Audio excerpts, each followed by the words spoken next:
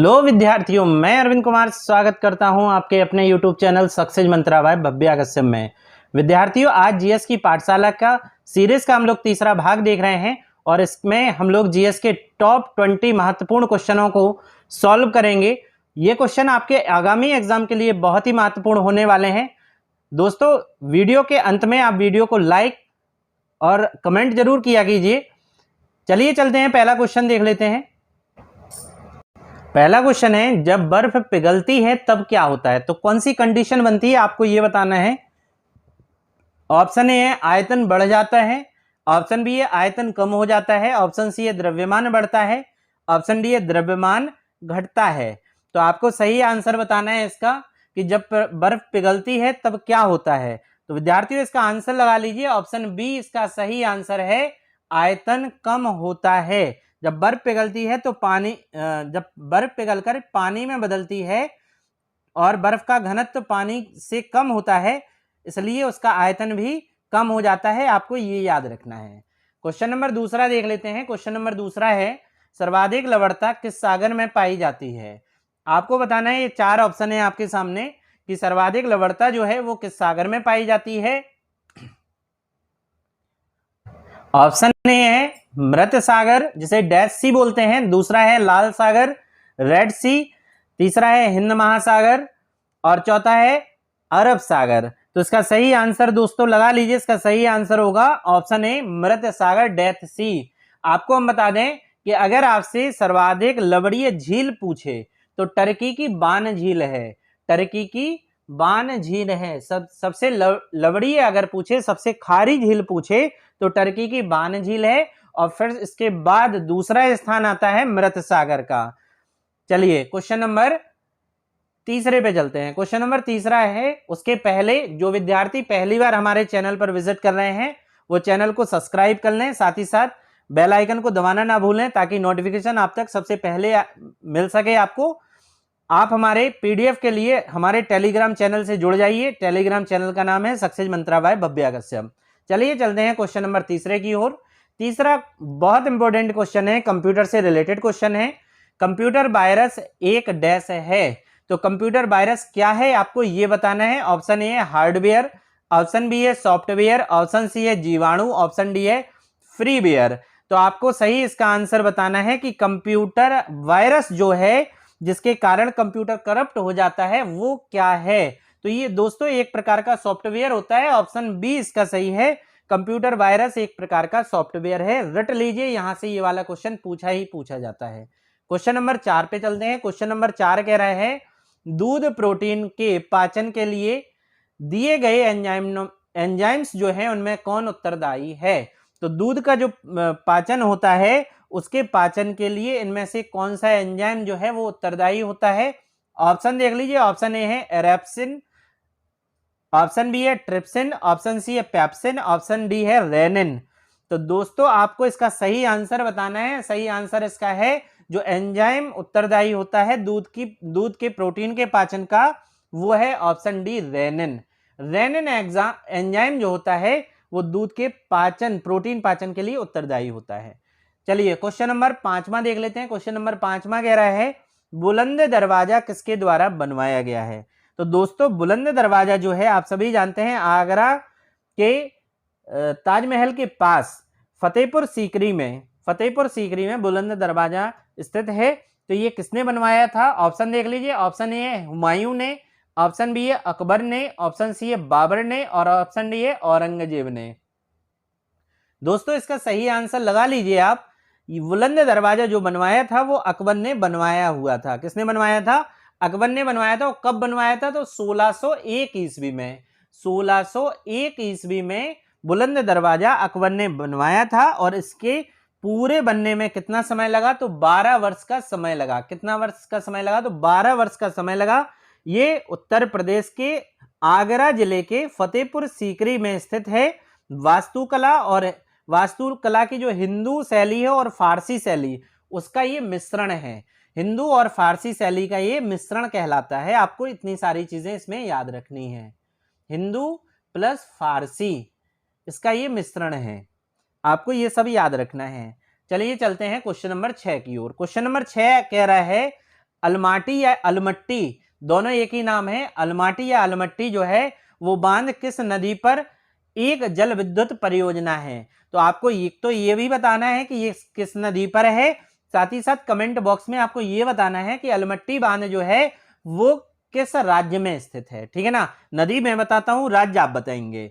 चलिए देख लेते हैं। अलमट्टी जो बांध है वो कृष्णा, ऑप्शन देख लीजिए, ऑप्शन ए है कृष्णा, ऑप्शन बी है यमुना, ऑप्शन सी है कावेरी, ऑप्शन डी है गोदावरी। तो दोस्तों अलमट्टी जो बांध है वो कृष्णा नदी पर स्थित है। आपको बताना है ये किस राज्य में है, ये कमेंट बॉक्स में आपको लिख के बताना है। दोस्तों कृष्णा नदी पर एक बांध और है जिसका नाम है नागार्जुन सागर परियोजना। ये भी परियोजना किस पे चल रही है, कृष्णा नदी पर चल रही है, नागार्जुन सागर परियोजना। ठीक है, और अलमट्टी बांध भी किस नदी पे है, तो कृष्णा नदी पर बनाया गया है, जो एक प्रकार की जल विद्युत परियोजना है। अगला क्वेश्चन चलते हैं और देखते हैं। क्वेश्चन है, बहुत इंपॉर्टेंट क्वेश्चन है, हर एग्जाम में ये क्वेश्चन देखने को आपको मिल जाता है। दयानंद सरस्वती निम्नलिखित में से किस मिशन के संस्थापक थे। तो दयानंद सरस्वती ने किस मिशन की स्थापना की थी, आपको यह बताना है।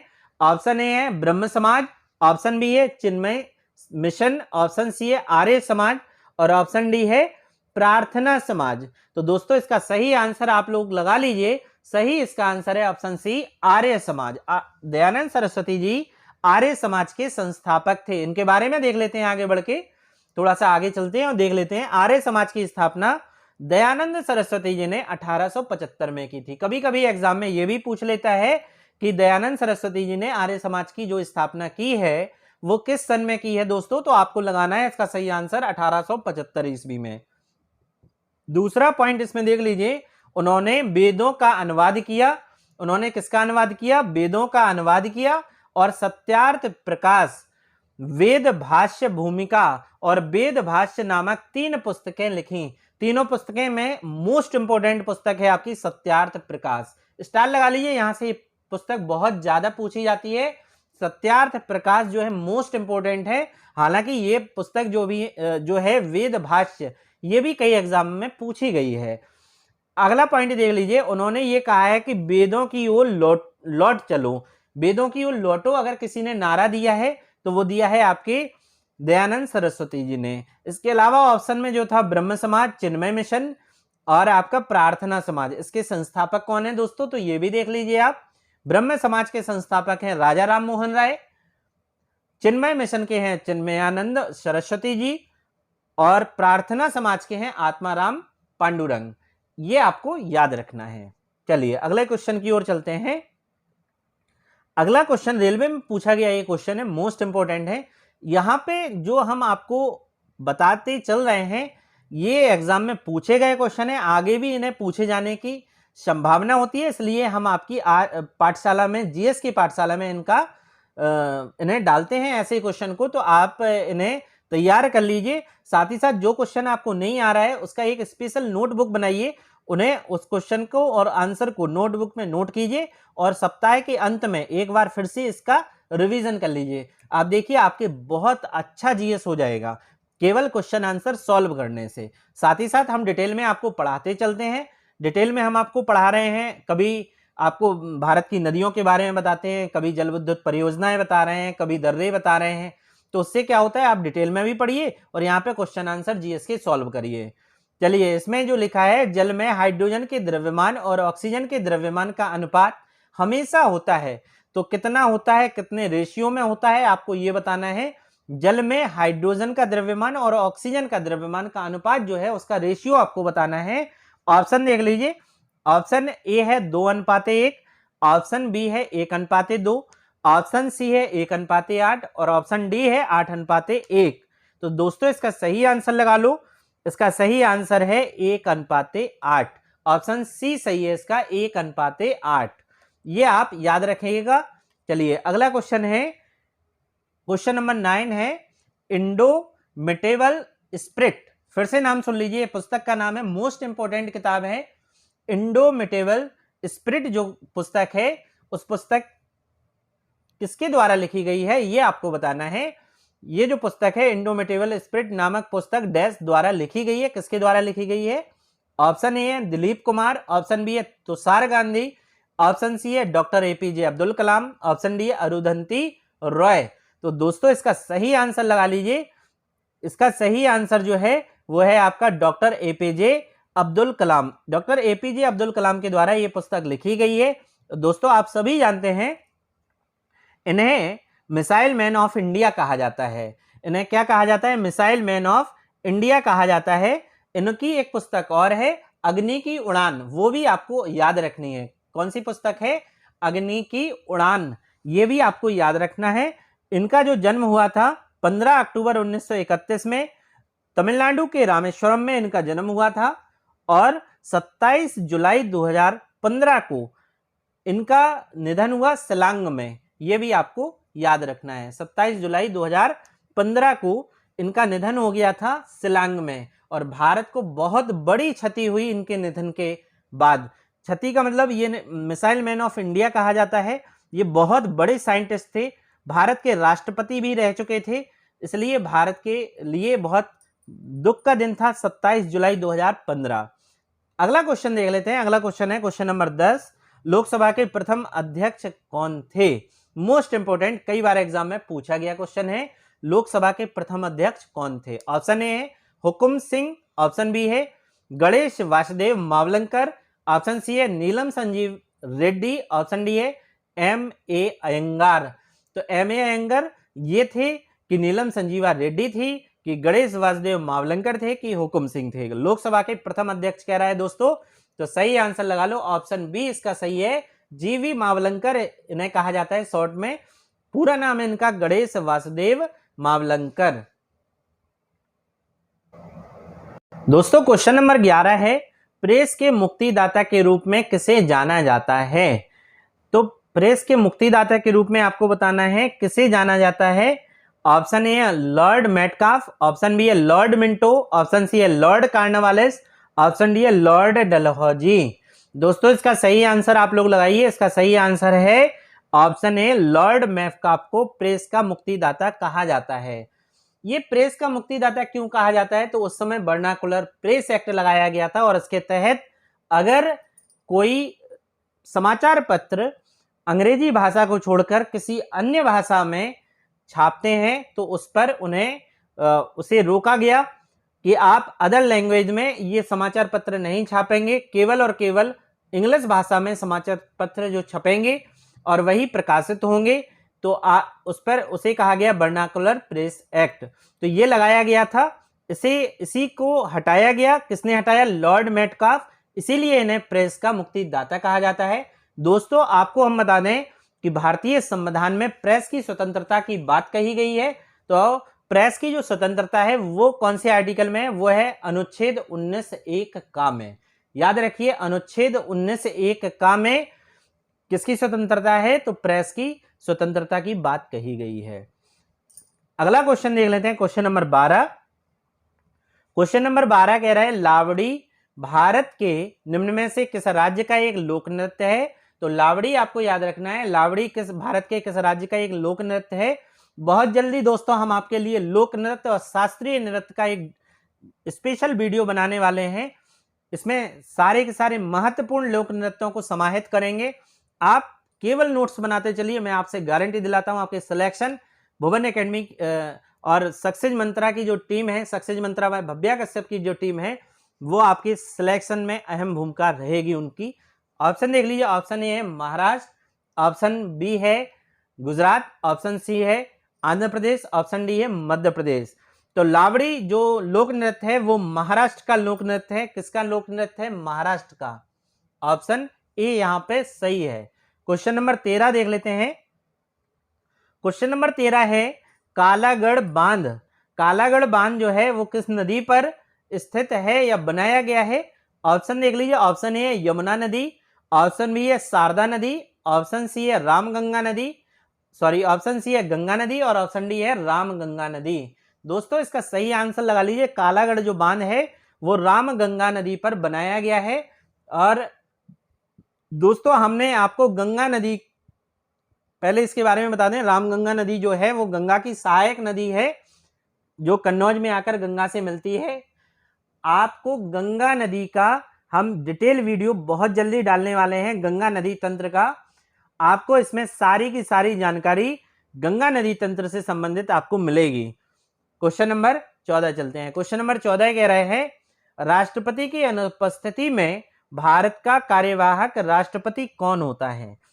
राष्ट्रपति जब अपने पद पर अनुपस्थित होता है तो उस समय भारत का कार्यवाहक राष्ट्रपति कौन होता है। सभी जानते हैं कि भारत का प्रथम अगर व्यक्ति होता है तो वो होता है भारत का राष्ट्रपति। राष्ट्रपति जो प्रथम माना जाता है, इसलिए इसका पद खाली नहीं रखते हैं। तो अगर राष्ट्रपति की अनुपस्थिति है तो कार्यवाहक राष्ट्रपति कौन होगा, आपको यह बताना है। ऑप्शन ए है लोकसभा अध्यक्ष, ऑप्शन बी है उपराष्ट्रपति, ऑप्शन सी है भारत का मुख्य न्यायाधीश, ऑप्शन डी है राज्यसभा का वरिष्ठतम सदस्य। दोस्तों इसका सही आंसर लगा लीजिए। इसका सही आंसर है ऑप्शन बी उपराष्ट्रपति। अगर राष्ट्रपति अनुपस्थित है विद्यार्थियों तो भारत का कार्यवाहक राष्ट्रपति जो होगा वो भारत का उपराष्ट्रपति राष्ट्रपति के पद को ग्रहण करेगा। पद को ग्रहण करने का मतलब कार्यवाहक राष्ट्रपति के पद को ग्रहण करेगा। और एक चीज यहाँ पे और देख लीजिए, एग्जाम में ऐसे भी क्वेश्चन पूछा गया है और क्वेश्चन घुमाया भी गया है कि राष्ट्रपति और उपराष्ट्रपति दोनों की अगर अनुपस्थिति है तो भारत का कार्यवाहक राष्ट्रपति कौन होगा। ऐसे भी क्वेश्चन एग्जाम में पूछा गया है। तो आपको इसका आंसर लगाना है कि राष्ट्रपति और उपराष्ट्रपति दोनों अनुपस्थित हैं तो भारत का कार्यवाहक जो राष्ट्रपति होगा वो ऑप्शन सी भारत का मुख्य न्यायाधीश होगा। ठीक है। और अगर एग्जाम में ये पूछ ले कि राष्ट्रपति, उपराष्ट्रपति और भारत का मुख्य न्यायाधीश तीनों अनुपस्थित हैं तब भारत का राष्ट्रपति कौन होगा, तो थोड़ा सा और डिटेल में अंदर चलते हैं।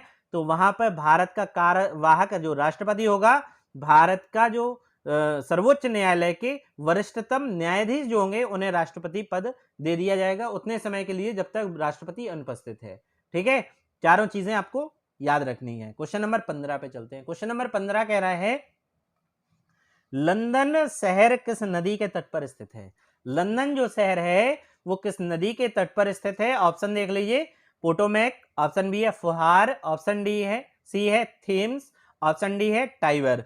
तो थेम्स बोल लीजिए चाहे टेम्स बोल लीजिए, दोनों एक ही चीज है। तो लंदन शहर जो है वो थेम्स नदी के तट पर स्थित है। लंदन कहां पे, इंग्लैंड में है। क्वेश्चन नंबर 16 पे चलते हैं। क्वेश्चन नंबर 16 कह रहा है ट्राइसेम एक कार्यक्रम है। ये इकोनॉमिक्स का बहुत अच्छा क्वेश्चन है।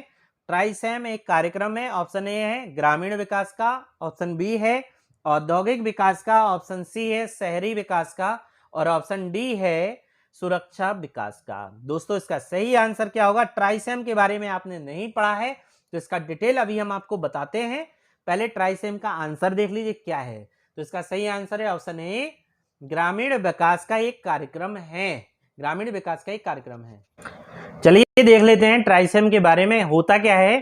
ट्राइसेम जो होता है, ट्राइसेम योजना एकीकृत ग्रामीण विकास कार्यक्रम के समर्थक घटक के रूप में कब प्रारंभ की गई थी, तो 15 अगस्त 1979 को 1979 में ये प्रारंभ की गई थी। 15 अगस्त 1979 में ये प्रारंभ की गई थी। इसके अंतर्गत गांव के 18 से लेकर 35 आयु वर्ग के गरीबी रेखा से नीचे के परिवारों के युवाओं को निजी काम धंधों की शुरुआत हेतु प्रशिक्षण दिया जाता है। समझ में आया। 18 से लेकर 35 वर्ष के आयु वर्ग के बच्चे जो हैं, युवा हैं, उन्हें गरीबी, लेकिन कंडीशन क्या है, गरीबी रेखा से वो नीचे होने चाहिए, तब उन्हें निजी काम धंधों की शुरुआत के लिए ये क्या देते हैं, प्रशिक्षण देते हैं। क्वेश्चन नंबर 17 पे चलते हैं। क्वेश्चन नंबर 17 है प्रसिद्ध गायत्री मंत्र किससे लिया गया है। तो गायत्री मंत्र आप जानते हैं, ओम भूर्भुवः स्वः तत्सवितुर्वरेण्यं भर्गो देवस्य धीमहि धियो यो न प्रचोदयात्। ये गायत्री मंत्र होता है जो सूर्य को समर्पित होता है। तो ये जो गायत्री मंत्र है वो किससे लिया गया है। ये 4 वेद हैं, चारों वेदों में आपको सही आंसर बताना है। ऑप्शन ए है ऋग्वेद, ऑप्शन बी है सामवेद, ऑप्शन सी है यजुर्वेद, ऑप्शन डी है अथर्ववेद। तो इसका सही आंसर लगा लो दोस्तों। सही आंसर है ऑप्शन ए ऋग्वेद। सही इसका आंसर है ऋग्वेद। गायत्री मंत्र जो है ऋग्वेद से लिया गया है। क्वेश्चन नंबर 18 देख लीजिए। गिब्सन मरुस्थल, गिब्सन डिजर्ट जो है या रेगिस्तान इसे कहेंगे, कहां स्थित है। गिब्सन डिजर्ट जो है कहां स्थित है, ये महाद्वीप के नाम दिए हैं ऑप्शन में। ऑप्शन ए है अंटार्कटिका, ऑप्शन बी है ऑस्ट्रेलिया, ऑप्शन सी है एशिया, ऑप्शन डी है अफ्रीका। तो गिब्सन डिजर्ट जो है वो है आपका ऑस्ट्रेलिया महाद्वीप में। कहां पे है? ऑस्ट्रेलिया महाद्वीप में है। अगला क्वेश्चन देख लेते हैं, क्वेश्चन नंबर 19। निम्नलिखित में से कौन सा बौद्ध ग्रंथ 16 महाजनपदों का उल्लेख करता है? तो किस बौद्ध ग्रंथ में 16 महाजनपदों का उल्लेख किया गया है, यह आपको बताना है। ऑप्शन ए है अंगुत्तर निकाय, ऑप्शन बी है दीर्घ निकाय, ऑप्शन सी है सूत्र नीति शास्त्र, ऑप्शन डी है महावंश। तो इसका सही आंसर लगा लो दोस्तों। जो बौद्ध ग्रंथ 16 महाजनपदों का जिसमें उल्लेख किया गया है वो है आंसर ए अंगुत्तर निकाय। ऑप्शन ए इसका सही है। अंगुत्तर निकाय में 16 महाजनपदों का उल्लेख किया गया है और अंगुत्तर निकाय क्या है? बौद्ध ग्रंथ है। क्वेश्चन नंबर 20 आज का आखिरी क्वेश्चन है, पीतल कौन सी धातु होती है? तो एक पीतल जो है वो मिश्रित धातु है। पीतल किन किन धातुओं के मिश्रण से बनती है ये आपको बताना है। ऑप्शन देख लीजिए। ऑप्शन ए है निकेल एवं लोहा, ऑप्शन बी है तांबा एवं निकेल, ऑप्शन सी है तांबा एवं लोहा, ऑप्शन डी है तांबा एवं जस्ता। दोस्तों इसका सही आंसर लगा लीजिए। पीतल जो होता है तांबा और जस्ता का, पीतल जो होता है तांबा और जस्ता, ऑप्शन डी इसका सही है। तांबा और जस्ता का मिश्रण होता है। अब यहाँ पे एक ट्रिक हम आपको बता दे रहे हैं, जिंदगी में आप नहीं भूलेंगे। पीतल के जो मिश्रण की है वो है पिताजी। क्या है ट्रिक? पिताजी, पिताजी। अब देखिए पा से बन गया पीतल, पा से क्या बन गया? पीतल बन गया, ता से बन गया तांबा और जा से बन गया जस्ता। हो गई ट्रिक, आपको याद भी हो जाएगा।